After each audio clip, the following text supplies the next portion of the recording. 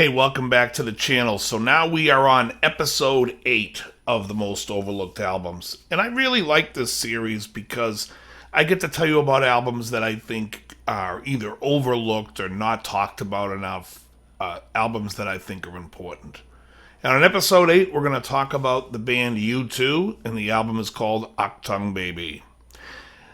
Now, a lot of people, when they talk about U2, if people say what their best album is, they're going to tell you that it's Joshua Tree.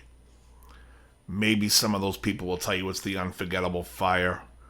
For the longest time, The Unforgettable Fire for me was their best album. But upon listening to this album a couple of years back, I was like, this really is what I think, if not their best album, it's right up there. And over time, it has become my favorite album of U2's. So I wanted to put it in there because I'm not a big U2 fan. I think everything after this album has gone downhill consistently, and it's become almost a caricature of itself. I'm not a big Rattle and Hum fan either, but I really like The Unforgettable Fire. I really like the Joshua Tree. I like War. I like Boy. I like October. Today we're going to talk about Achtung Baby. So, since about the album Unforgettable Fire, the band had been taking over the production from basically Daniel Lanois as the main producer. And he brought in Brian Eno, and Steve Lillywhite was also kept on, who was their original producer. So it became 3 producers, and their sound completely changed. And on Achtung Baby, Achtung, however you pronounce it, there's some guitar parts that are played also by Daniel Lanois, and there are some keyboard parts also played by Brian Eno. Let's go song by song and look at this album. The first song is a song called Zoo Station. What I like about this is it starts off with that heavy, gain-driven kick and snare, which kind of is the sound of the 90s. It was kind of ahead of its time, but it was really kicking in what the 90s were going to sound like. And then the song kicks into a great song. I really like Zoo Station. It's one of my favorites on the album. The second song, which was a big hit, is Even Better Than the Real Thing.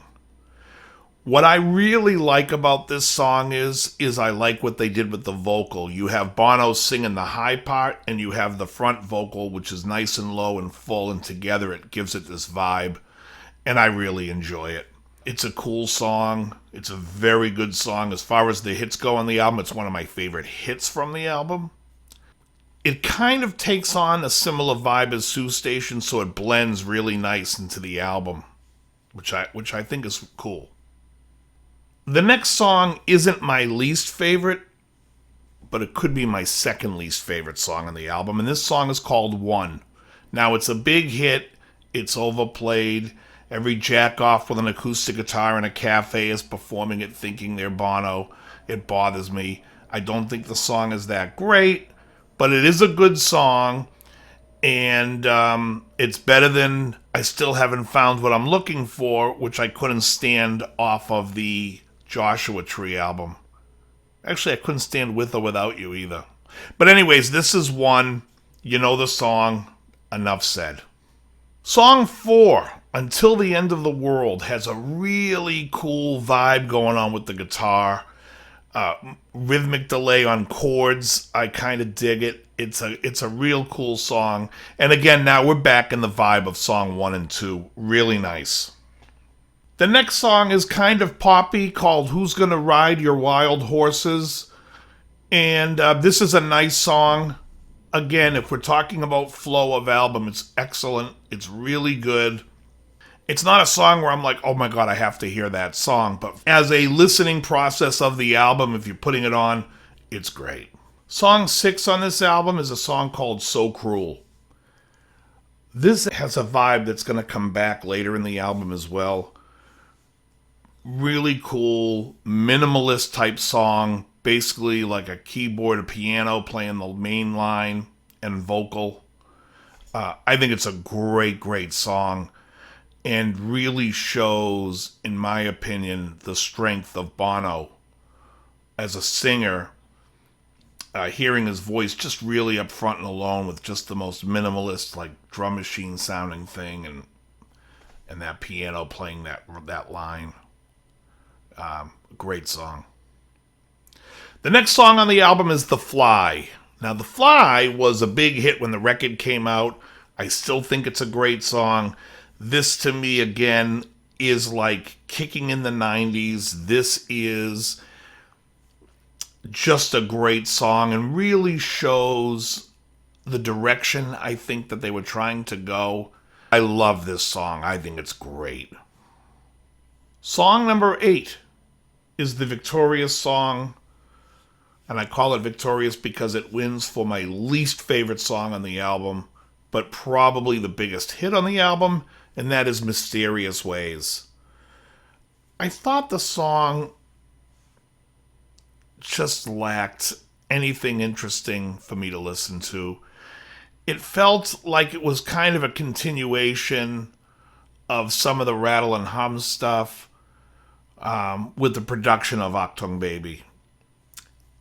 I just did not like the song, and I thought it was just overplayed.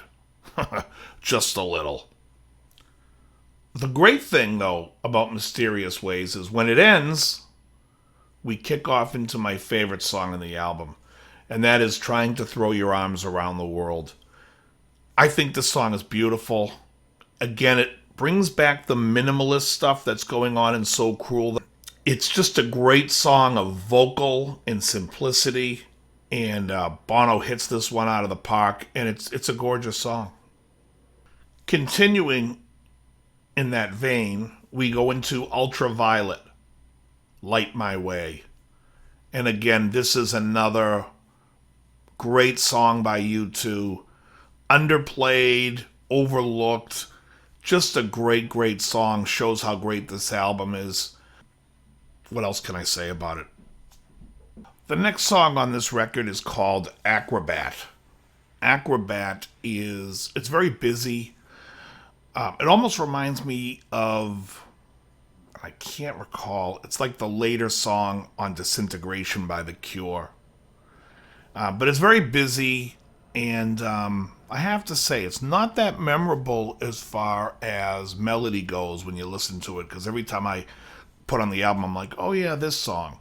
It's a good song, so it doesn't fall under, like, I remember it as bad. It's just not that memorable, but it's a good song.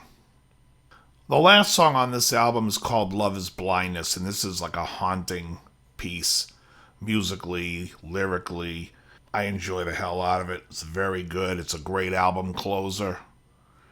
The album is in the description, so you can listen to it on Spotify. Give the album a listen and let me know what you think of it. I'll have a new album for you next week. As always, very good.